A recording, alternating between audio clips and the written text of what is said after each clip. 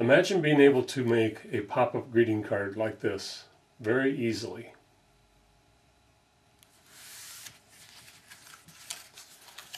Or one like this.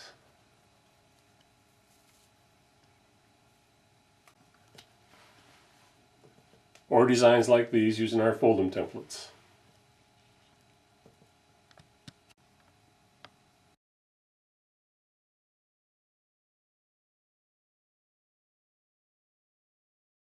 It can all easily be done if you have the right technique for cutting.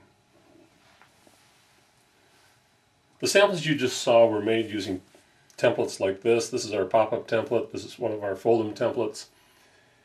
We have other tutorials that will show you how to use those specifically.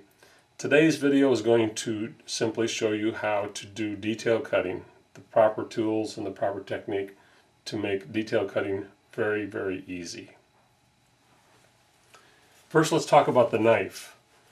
This is the craft knife that most people are familiar with. It's called the number 11 blade or the standard blade. A lot of people call it the X-Acto knife, but that's just a brand. There are more than one brand of knife blade. So we're going to talk about the number of the blade. This is the number 11 blade. Over here we have the number 16 blade, and in our experience we've found that this is the best blade to use for detail cutting. If you look at the tips there, you'll see that the number 11 blade is long and pointed. Actually, it's got a lot of blade there that's never used. It doesn't need to be that long for what we're going to be doing. So the blade on the number 16 blade is much better. It's flatter, and it allows us to hold the knife in a position that makes detail cutting much, much easier. Let me show you an example here. If you were to cut with a number 11 blade, and you probably already know this, you have to hold the knife real flat, almost like a pencil. That blade is so steep that if you don't hold it in this position, you can't cut the paper. Now if you want to go around a curve, you have to do all this action with your hand to get curves to cut.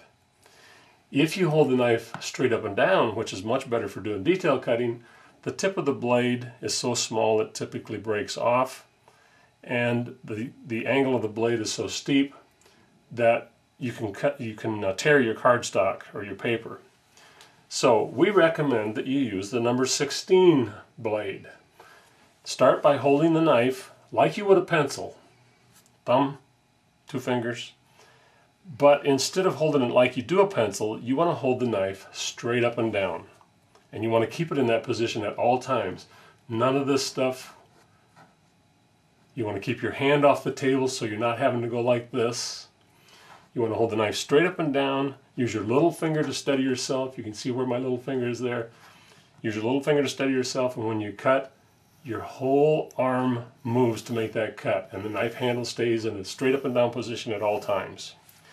Now let me give you an example here with paper. When you're first starting to practice this, start with some thin paper and start with your knife off the paper and cut real lightly across the corner. Now it's probably not going to cut because you're pressing real light. Press it a little bit harder, until you get the feel for just the right amount of pressure to cut through that paper without pressing too hard. If you press too hard, this cutting pad does not like to cut. I'm pushing real hard, I cannot pull that knife at all. But if I let up enough, I can just slice right across that paper. But start out doing that with paper, work up to cardstock, and get the feel for the amount of pressure before you do any projects. And also, by holding the knife straight up and down, it makes it easy to make those curve cuts, because now all you have to do is just rotate that knife in your fingers. I'm not moving my hand much at all, but I can get nice curve cuts just by rotating that knife in my fingers. Try that, and after a few times you won't have any problems at all. Now, some other tips. When you are cutting with templates, if the design has a corner involved, you'll always want to start in the corners. Start at the corner and cut away. Do not cut into the corner. The template has some thickness, the blade has a little angle to it. If you cut into the corner, you're going to miss a little piece and you'll have additional cutting to do when you get done. If you start in the corner, cut this direction, turn your template, go to the corner and cut this direction. You'll have a nice clean cut in the corner.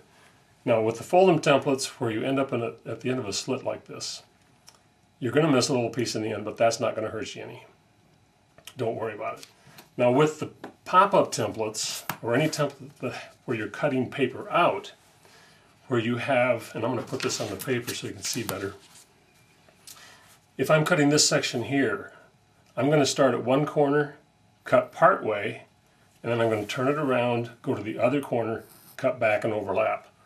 You always want to cut from the corners out, so in all corners you'll be cutting both directions. We'll get into that in further detail when we talk about it in our pop-up video.